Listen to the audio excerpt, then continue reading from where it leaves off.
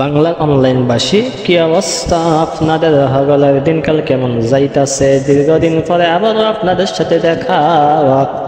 এখনো কিন্তু মাদ্রাসা খুলে নাই, আমি আইসা বসছি ডাহা। আজকে আকাশটা মেলা সুন্দর লাগতেছিল, মাদ্রাসা খুলে নাই তাই দীর্ঘ একটা ঘুম দিছি।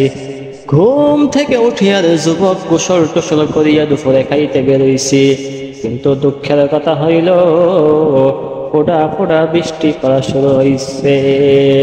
তাই বাসায় আইসা উদ্যত বইয়া রইলাম। বহার পরে বিহার বেলা যখন বৃষ্টিটা থামছে তখন একটু নিউ মার্কেটের উদ্দেশ্যে বেরোইলাম, কারণ নিউ মার্কেটে কিছু কাজ আছে। নিউ মার্কেটের অবস্থা কতটা জঘন্য সেটা আর কখন লাগে না।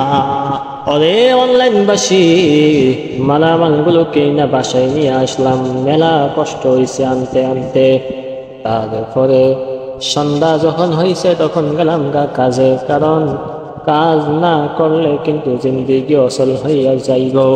কিন্তু আজকে কাজও গিয়া দেখি রাস্তাতে এত জ্যামের কারণে ঠিক মতো মানুষই চলাফেরা করতে পারে না।